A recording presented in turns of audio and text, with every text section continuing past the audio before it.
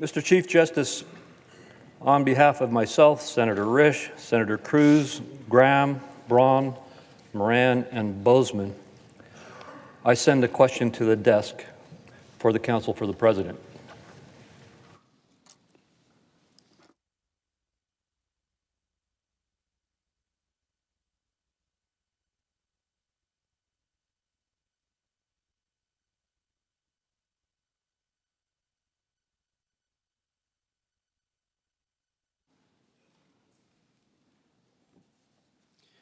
The question from Senator Crapo and the other senators for the counsel for the President.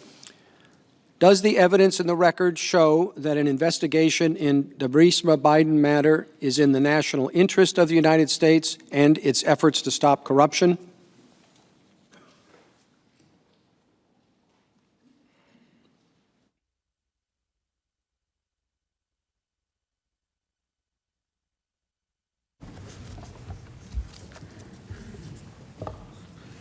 Mr. Chief Justice, Senators, thank you for that question. And the straightforward answer is yes, the evidence does show that it would be in the interest of the United States. In fact, the evidence on that point is abundant. Here's what we know. Hunter Biden was appointed to the board of an energy company in Ukraine without any apparent experience that would qualify him for that position.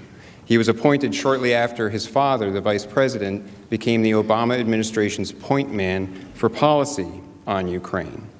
We know that his appointment raised several red flags at the time. Chris Hines, the stepson of the then Secretary of State, severed his business relationship with Hunter, citing Hunter's lack of judgment in joining the board of that company, Burisma, because Burisma was owned by an oligarch who was repeatedly under investigation for corruption, for money laundering, and other offenses. Contemporaneous press reports speculated that Hunter's role with Burisma might undermine U.S. efforts, led by his father then at that time, to promote the U.S. anti-corruption message in Ukraine. The Washington Post said, quote, "The appointment of the vice president's son to Ukrainian oil board looks nepotistic at best, nefarious at worst," end quote. There were other articles. There was one that reported, quote, "The credibility of the United States was not helped by the news that Hunter had been on the board of the directors of Burisma."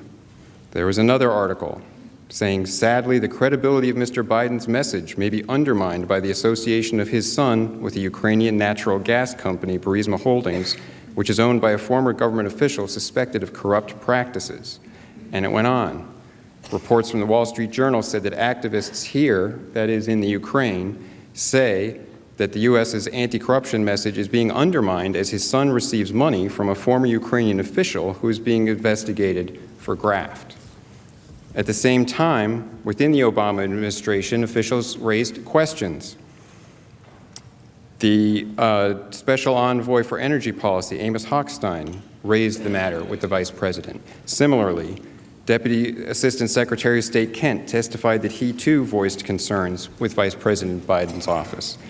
Everyone who was asked in the proceedings before the House of Representatives agreed that there was at least an appearance of a conflict of interest when Mr. Biden's son was appointed to the board of this company.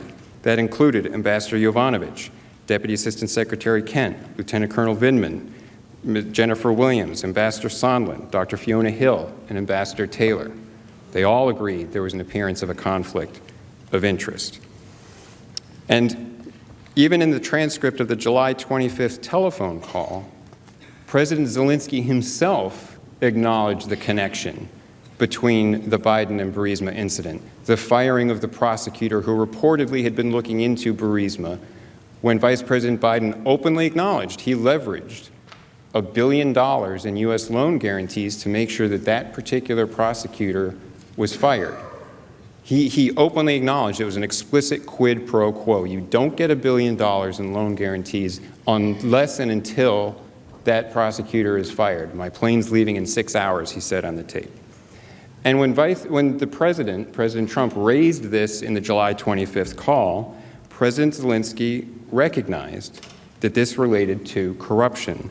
And he said The issue of the investigation of the case, and he's referring to the case of Burisma, is actually the issue of making sure to restore the honesty, so we will take care of that. And he later said in an interview that he recognized that President Trump had been saying to him, things are corrupt in Ukraine, and he was trying to explain, no, we're going to change that. There's not going to be corruption. So that explicit exchange in the July 25th call shows that President Zelensky recognized that that Biden-Burisma incident had an impact on corruption and anti-corruption. And so it was definitely undermining the U.S. message on anti-corruption, and it was a perfectly legitimate issue for the president to raise with President Zelensky to make clear that the United States did not condone anything that would seem to interfere with legitimate investigations and to enforce the proper anti-corruption message. Thank you. Thank you, counsel.